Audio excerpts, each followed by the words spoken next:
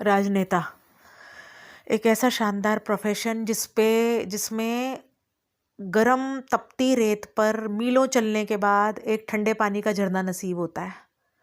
और वो ठंडे पानी का झरना, उसमें स्नान करके सारा संघर्ष जो होता है, दुख होता है, वो लोग भूल जाते हैं।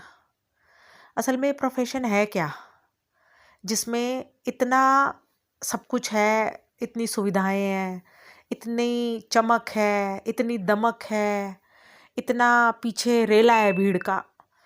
ये वो प्रोफेशन है जो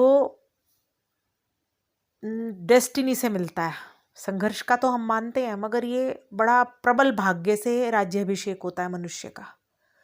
कुछ ऐसे लोग हैं जो जीवन भर संघर्ष करते हैं, लेकिन उनको ये पोस्ट नहीं प्राप्त होती राजनेता की या जनसेवक की। कुछ ऐसे लोग हैं जो अपने दम पर, बिना किसी पार्टी के टिकट के, अपने दम पर राज कर जाते हैं, और एक बार दो बार नहीं, कई बार।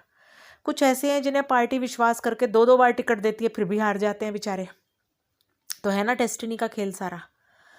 इस प्रोफेशन का सबसे बड़ा फायदा, जैसे ही ये पोस्ट आपको मिलती है, किसी को भी मिलती है, तो खजाने की चाबी हाथ आती है। तो उस खजाने में से पहले मोटी मोटी मलाई बाहर निकलती है, जो परिवार में बढ़ती है, बीवी, बच्चे, भाई, बहन। फिर निकलता है मक्खन। वो मक्खन बटता है रिश्तेदारों में, मामा के लड़के, चाचा के लड़के, मौसे के लड़के, और अपनी खुद की कम्युनिटी के लोगों में, वो भी जो नियर्स एंड डियर्स हैं।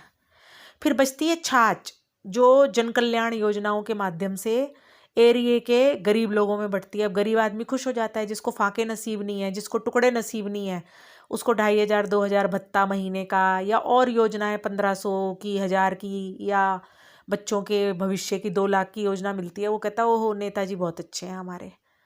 अब इसमें क्या है, ईमानदार लोग भी हैं, बेईमान लोग भी हैं। कुछ तो ऐसे हैं जो आटे में नमक के बराबर खाते हैं, कुछ ऐसे हैं जो पूरा आटा खा जाते हैं, कुछ ऐसे हैं जो बिल्कुल नीट क्लीन है, वो बिल्कुल कुछ भी करप्शन में इन्वॉल्व ही नहीं है। उसमें हमारे देश के 5-7 स्टेट के मुख्यमंत्री हैं, हमारे प्रधानमंत्री हैं, गृह मंत्री हैं, योगी बाबा हो गए, और एक 10 साल भीष्म पितामह जिन्होंने हरियाणा में राज करा।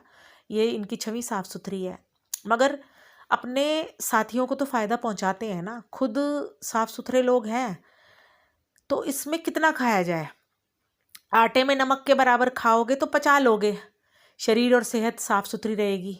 अब कुछ लोग ऐसे हैं जो पूरा आटा खा जाते हैं, अवैध खनन करेंगे, बालू रेत का खनन करवाएंगे, इधर से खनन करेंगे, उधर से खनन करेंगे, फिर आखिर में वो इतना खा लेते हैं कि उनकी किडनी डैमेज, लीवर डैमेज, और फिर लास्ट में उनका बहुत परेशानियों वाला हाल हो जाता है। तो कहने का मतलब ये है, भ्रष्टाचार आटे में नमक के बराबर खाना नहीं है, पूरा आटा खाना भ्रष्टाचार है।